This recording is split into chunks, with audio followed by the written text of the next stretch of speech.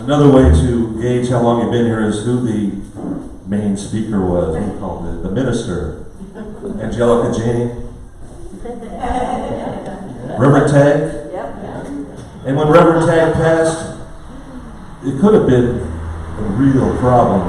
It really could have been a real problem had not Reverend Cathy been there, already halfway to her, leading us anyway, and has brought us right along as if there was a hop, skip, and a jump to be done, and that's what was done. But she's not hopping, skipping, and jumping these days. She's got a walker with her, so she's going to roll up.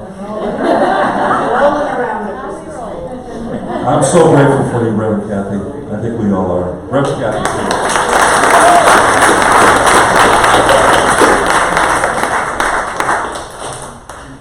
And I'm so grateful for you, Dennis. Somebody asked me today, are you using this walker because you want some sympathy? And I said, no, that too, but I'm really using it because I'm scared of Susan yelling at me.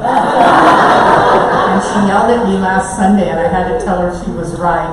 Because Thursday I came home from Aloha Circle and the phone was ringing and my doctor from Kaiser was on the phone and he said, "Good thing we sent you for a CAT scan because your knee is also fractured." I was like, okay then, need to be using the blockers. Susan was right. I'm sorry to admit that. Anyway, before I start, I want to introduce two people, and one is my new best friend, Miss Beverly Strutt. Stand up, Beverly. She will be our speaker next week. She comes from New Visions, right? New Visions Center in Phoenix, Arizona. She is a friend of Reverend Mark's, highly recommended by Reverend Mark.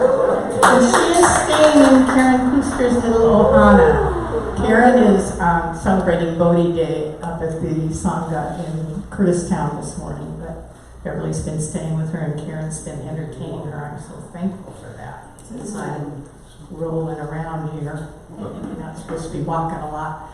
And the other person, I'm not seeing, where's Randy? Randy, stand up. Randy and Daisy. Randy, I am noting because he is our plumber.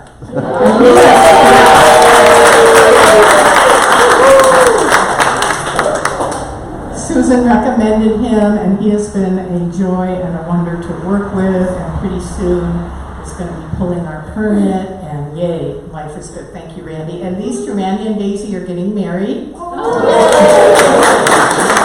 First week in January, and I'm honored to be able to do their ceremony someday. Okay. So our theme, as most of you know, our theme this month is celebrating the science of mind through the holy days. And depending on our culture and our preference, we get to pick and choose. We have many holidays that we could celebrate during December, and all of these holidays, the one commonality that brings them all together is that they all focus in some way on the gift of light. Now, I'm sorry to say it, but I have been known to be a bit Scroogey about the holidays, or maybe Grinchy is the word I'm looking for. And I've actually been quoted as saying my favorite day is January 1st because the holidays are over.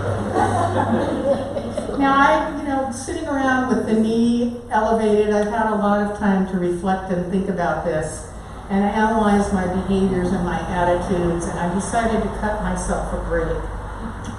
It's not that I don't like to give to others. I love to give to others. I just prefer doing it when the mood strikes me or when I see that perfect present and I don't want to wait till the prescribed day. I want to give it right away.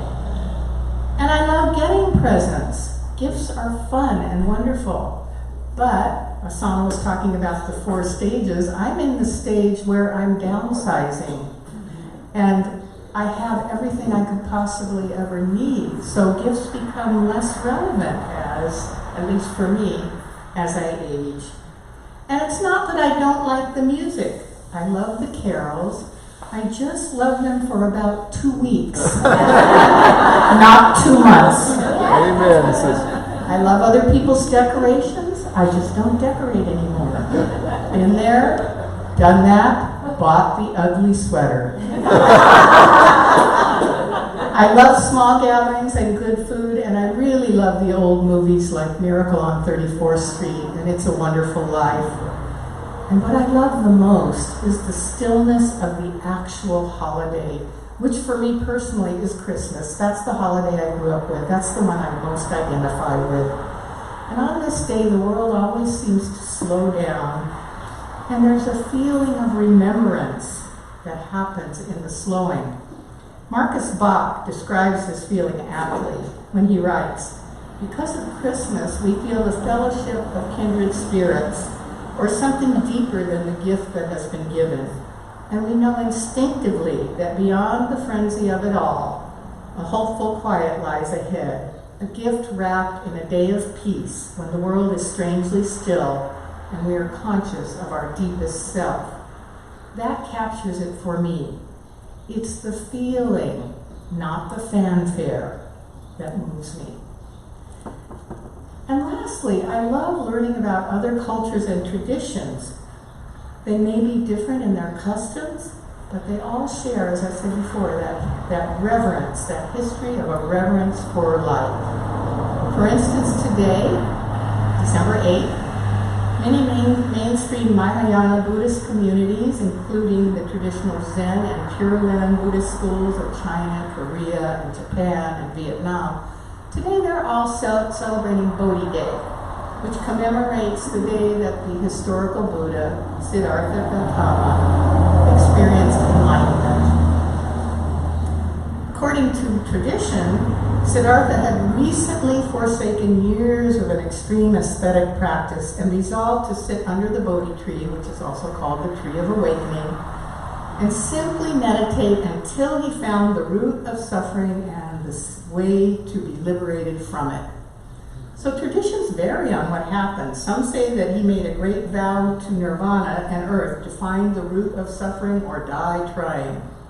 In other traditions, they say that while the Buddha was meditating, he was harassed and tempted by the god Mara, which literally in Sanskrit means destroyer, the demon of illusion.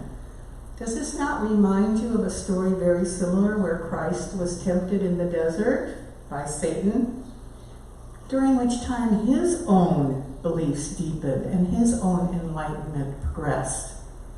And still other traditions simply state that the Buddha entered deeper and deeper states of meditation as he confronted and discovered the nature of self and reached enlightenment. In one of the Buddhist discourses that describes his enlightenment in 3 stages, he said during the first watch of the night, the Buddha discovered all his past lives and the cycle of rebirth, and realized that he had been born and reborn many, many times.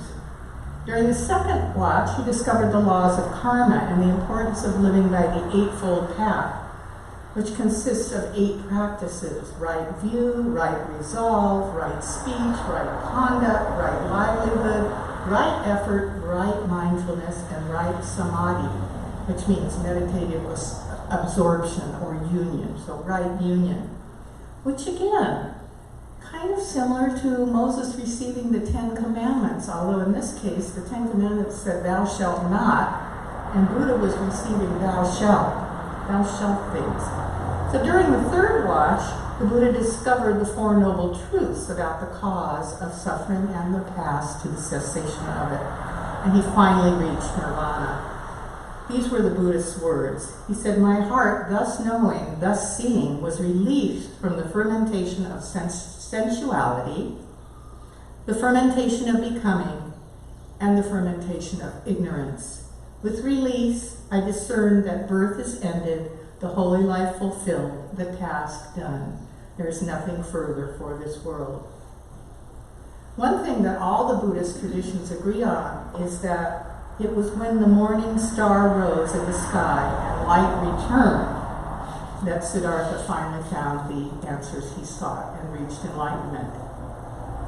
Now both Hanukkah, called the Festival of Lights, and the winter solstice begin on December 22nd this year. On that actual day, December 22nd, we'll be blessed to have Rabbi Rachel speaking to us about Hanukkah. So today I'm going to focus on the winter solstice, which has been celebrated with ritual and ceremony in cultures the world over for thousands of years. The start of the solar year is a celebration of light and the rebirth of the sun. In Old Europe, it was known as Yule, which was based on the Norse word Jul, J-U-L, which means wheel. To the ancients, this longest night of the year was something special. It appeared to them as if the sun and the moon had stopped in their flight across the sky. This was a time of both anticipation and rejoicing as the male sun's rebirth out of the goddess. So bonfires were built across the hilltops to guide the birth of the sun. The winter solstice marks a crucial part of the natural cycle. In a real sense, the sun begins anew its journey toward longer days, times of new growth and renewal of the world once again. In a spiritual sense, it reminds us that in order for a new path to begin, the old path must end, so that the light will come again. So the other thing that's interesting is the motif of birth in a cave is also very ancient, and this symbol is associated particularly with the solstice, the winter solstice. So the cave has always been thought of as a scene of initiation where the birth of light takes place. You can think about Plato's allegory of the cave and the shadows and the light behind the shadows. And here as well we might think about the analogy of the idea of the cave of the heart, that dark chamber of the heart that remains dark until the light of the divine first appears to us.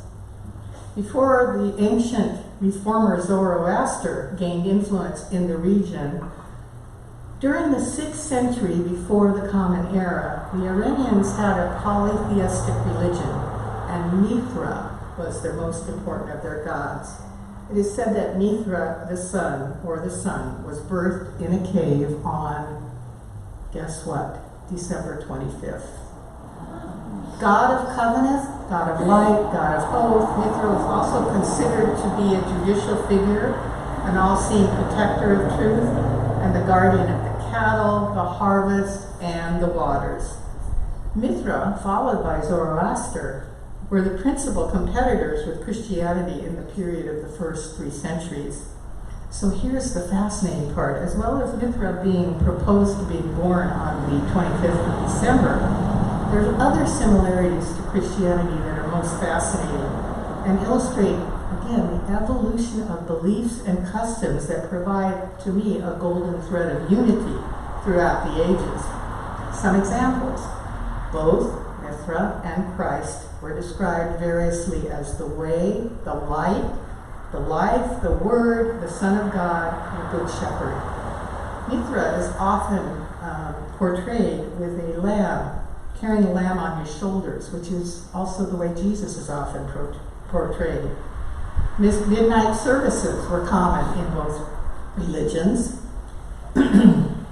Excuse me. And Mithra's Virgin Mother could easily be compared to the Virgin Mary. Lastly, Petra, the sacred rock of Mithraism, became Peter, the foundation of the Christian church. Like Jesus, Mithra was believed to be a mediator between God and man. And like Jesus, he traveled far and wide, and he traveled with 12 satellites, which were known and been described as the Sun, S-U-N, the Sun's disciples. Great festivals were observed during the winter solstice and the vernal equinox, of course comparative to our Christmas and Easter celebrations in the Christian tradition, and Hanukkah and Passover in the Jewish tradition. All of these beliefs and patterns follow the patterns of nature and tell us that we must go within to experience the darkness and silence in order to experience the rebirth and renewal that accompanies the return of the light. In the glossary of the Science of Mind text, Dr. Holmes writes this about light. He writes, "In the flashes of illumination, the inspired have seen into the very center of reality and have brought back with them a distant impression of what they have seen and felt. A glimpse of this reality illumines the whole being with a flood of light. Every mystic has had this experience. Jesus, at once, at least after a period of illumination, there was a time where his face was so bright that his followers could not look upon it. In the moments of deepest realization, the great mystics have all sensed that the one life flows through all, and that all are some part of that one life. They've also seen substance. This is how Dr. Holmes describes it.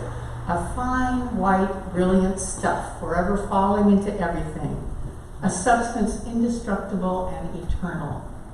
At times, the realization has been so complete that they have actually been blinded by the light. So light was the first great revelation of divine creative energy that called all living things into being.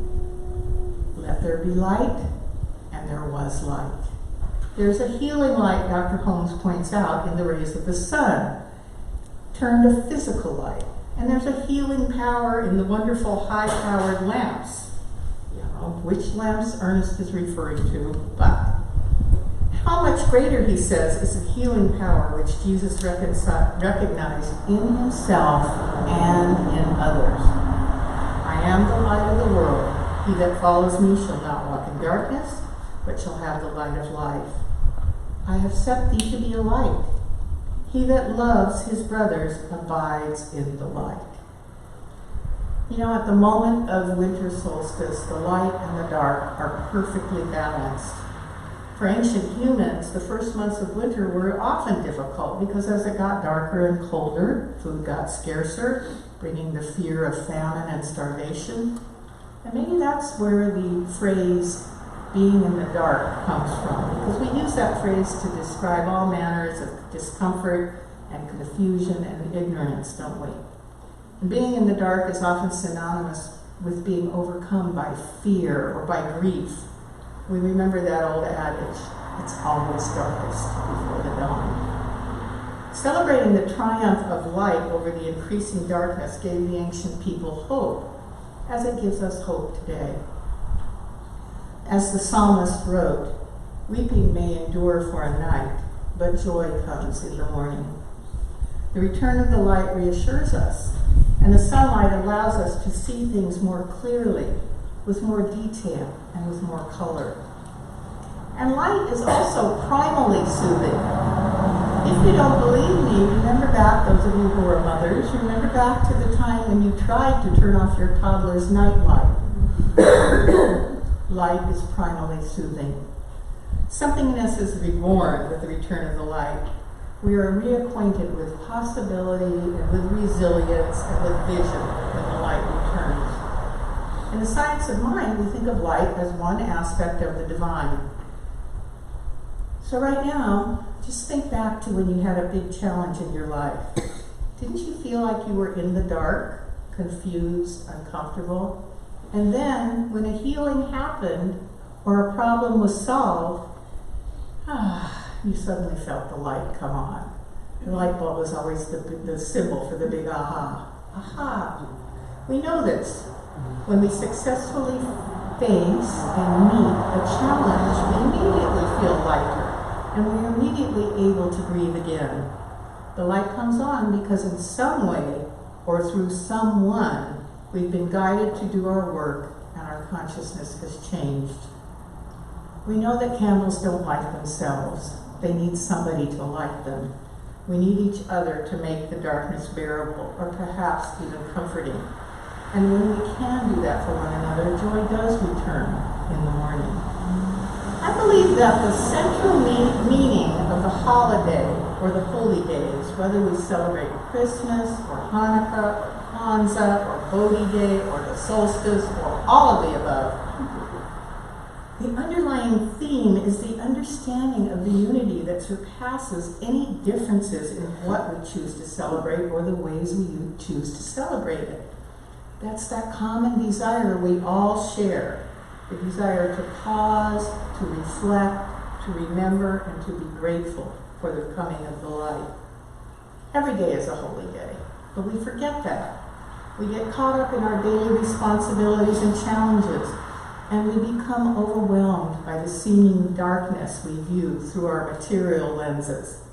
Okay, so the holy days, no matter which ones we celebrate, invite us to stop and put on our spiritual lenses. Take off our material lenses, put on our spiritual lenses, so that we may remember what we need to remember. There are times for us to slow down and to cultivate hope.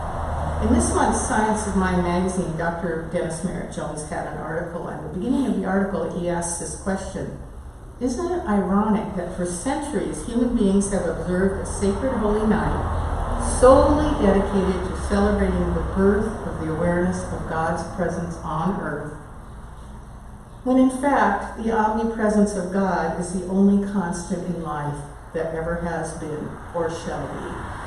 He goes on to say, perhaps we need a reminder that it is so, an opportunity to refocus on and personalize what is real and good, what is sacred and holy, what is eternal and changeless.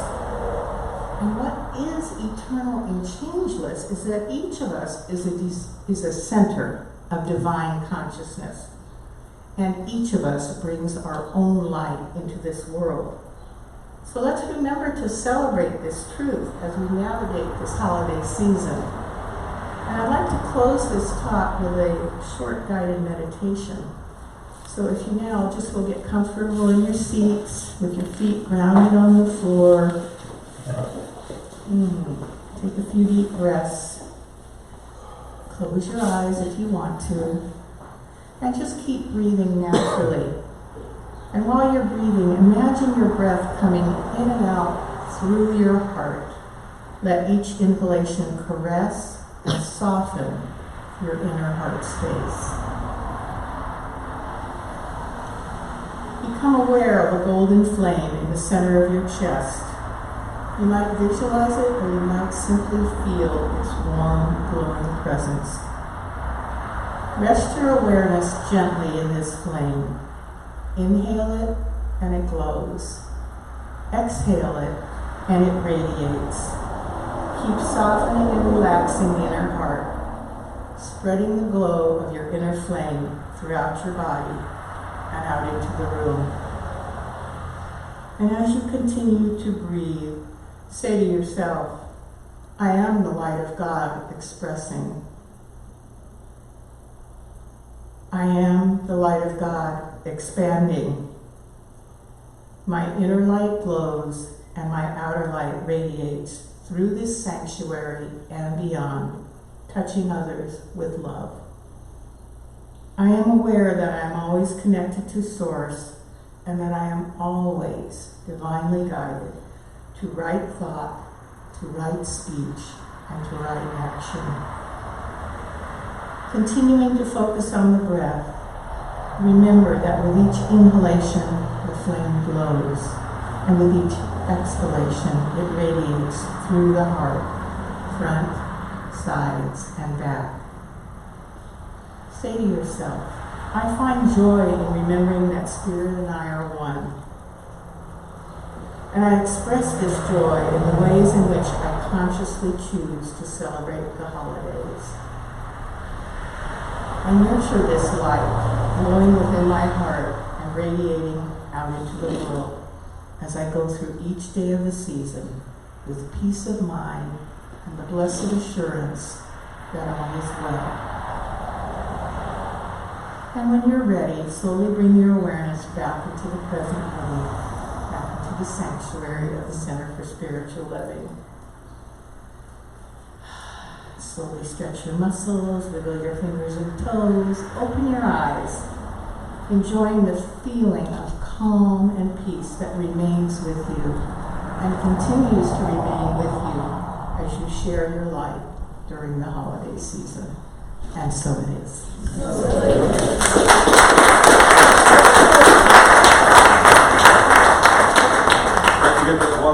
Yeah. I got it. You don't want Susan on your Anything I don't want on my face.